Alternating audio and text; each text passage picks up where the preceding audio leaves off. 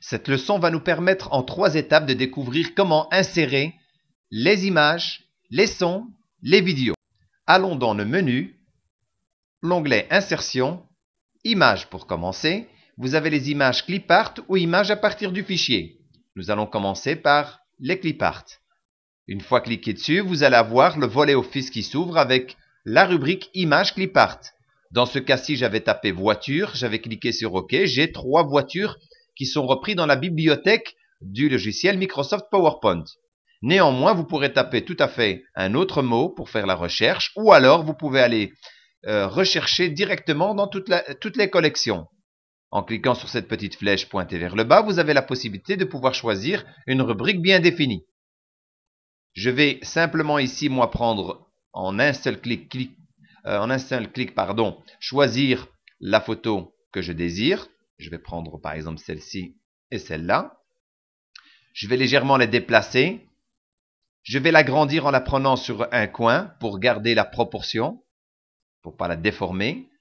Je vais un petit peu agrandir l'autre également. Et nous allons maintenant nous attarder avec cette petite fenêtre qu'on appelle la barre d'outils Images. Je vais fermer le volet Office, on n'en a pas besoin. Voir un petit peu les différentes possibilités qu'elle nous offre. Eh bien, si je prends tout d'abord la petite voiture ici, je vais utiliser cette icône qui s'appelle recolorier l'image. Si je clique, vous allez voir, il m'indique toutes les couleurs qui sont utilisées pour cette petite voiture. Je peux modifier comme ça aisément les différentes couleurs. Je mets la voiture en rouge et là vous avez un aperçu. Je clique sur OK. Je peux également modifier l'autre qui a une apparence comme une image, mais c'est toujours une image clipart. Modifier également les couleurs. Je clique sur ce petit icône et là vous remarquerez que j'ai beaucoup plus de choix au niveau des couleurs. C'est normal, la voiture elle est beaucoup plus affinée. Je vais sélectionner par exemple la couleur ici et je la mets en bleu. Je fais un aperçu. Voilà. Comme ça, vous avez directement un aperçu. Je vais vous montrer encore une autre possibilité de pouvoir apporter des modifications. Je vais choisir cette petite voiture et je vais aller cliquer sur le pot de peinture qui s'appelle format de l'image. Quand je clique dessus, on tombe sur une fenêtre qu'on a déjà eu l'occasion de voir dans les leçons précédentes. Je vais prendre l'onglet couleur et traits. Je vais lui mettre un couleur de remplissage, un jaune clair par exemple, et un trait. Je vais utiliser le rouge pour rappeler la couleur de la voiture. Je vais choisir des pointillés ici qui sont des traits. L'épaisseur, je peux peut-être un petit peu l'agrandir. Je mets aperçu. Je clique sur OK. Et là, vous avez comme ça un petit aperçu. Une autre possibilité, par exemple, pour pouvoir mettre les images dans un ordre prédéfini. Choisi, pardon. Je vais décider, par exemple, cette voiture de la mettre en arrière-plan. Il me suffirait simplement de cliquer le bouton droit de la souris, ordre, et là, je clique sur mettre en arrière-plan. Et directement, cette petite image va se retrouver en arrière-plan. Vous avez remarqué que ma petite barre d'outils images a disparu, mais dès que je clique sur une des photos, celle-ci apparaît. Si je la ferme par inadvertance, je peux cliquer bouton droit ici en haut et cliquer sur Images et je récupère cette petite barre d'outils. Nous pouvons également jouer au niveau de la rotation avec le petit point vert, positionner la photo, mais je peux également faire une rotation de 90 degrés à l'aide de ce petit bouton. À l'aide de ce petit bouton également, je peux réinitialiser l'image à l'état d'origine. Je sélectionne la deuxième et je peux également la rétablir à l'état initial. Passons maintenant à l'insertion d'une image.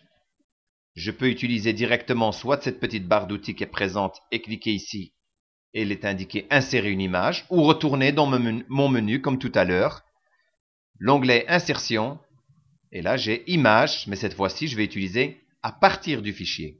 Je clique, je vais choisir une des images au hasard, je prends celle-ci, je peux la réduire encore une fois en la maintenant sur un coin pour garder une proportion. À l'aide maintenant de cette petite barre d'outils images, je peux par exemple changer la couleur comme tout à l'heure, la mettre en niveau de gris. Je rétablis Par contre, si je veux modifier, recolorier l'image, dans ce cas-ci, ce ne sera pas possible parce que c'est une image qui est dans mon PC. Voici le message qu'il vous indique. Cet objet est une bitmap. Pour le recolorier, vous devez utiliser un programme d'édition d'images tel que, par exemple ici, Microsoft Paint. Je clique sur OK. Je peux néanmoins, par exemple, recadrer cette photo. Je clique sur ce bouton. Je vais aller attraper un des petits liens. Je reste appuyé sur la souris et je peux comme ça couper un petit peu de la matière. Cette matière n'a pas disparu. Regardez, je peux revenir et je récupère ma matière. Voilà. Je vais rogner un peu là et un peu en bas. Je peux également faire une rotation de 90 degrés, comme tout à l'heure. Pour récupérer ma sélection de départ de sélection de photos, il suffit de cliquer à l'extérieur et là je récupère mes petits ronds qui sont dans toutes les extrémités de cette photo. Je peux également lui mettre un bord, un style de train, par exemple celui-ci pour faire un système de cadre. Voilà. Si je voudrais modifier ce contour, ce trait qui est en noir, le mettre en couleur, il me suffit de cliquer bouton droit, de prendre format de l'image, et là, je peux changer la couleur, par exemple. Je vais mettre du jaune pour voir un petit peu ce que ça donne. Je peux également augmenter son épaisseur du trait. Voilà. Et là, vous avez le contour qui a bien été effectué.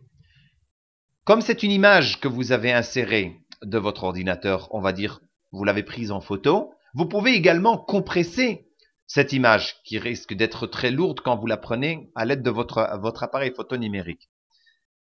Vous cliquez simplement sur ce petit bouton et là, il vous donne plusieurs possibilités de modification au niveau de la compression.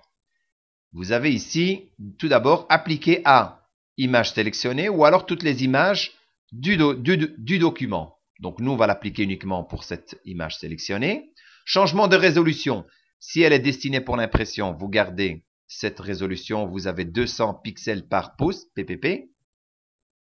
Ou alors pour l'écran, donc, ou le web. Et là, forcément, il va diminuer un petit peu les pixels, la résolution par pixel par pouce, donc qui va diminuer à 96. Vous pouvez également compresser les images, supprimer les zones de rognage des images. Tout à l'heure, vous vous souvenez que j'avais pu récupérer de la matière que j'avais rognée. Si je supprime ici, je ne pourrai plus le faire. Je dis OK, j'applique. Et là, si je reviens avec mon système de rognage, si je m'éloigne, j'aurai du blanc. Voilà, j'ai plus que du blanc, ce qui est tout à fait logique puisque j'ai supprimé la matière qui avait été là tout à l'heure déjà rognée. Ceci vous permettra bien sûr d'avoir un document beaucoup plus léger, beaucoup plus fluide. Ces autres petits boutons vous permettent de ajouter plus de contraste, moins de contraste, plus de clarté. Je vous laisse faire le test de par vous-même pour mieux vous rendre compte. Bon travail!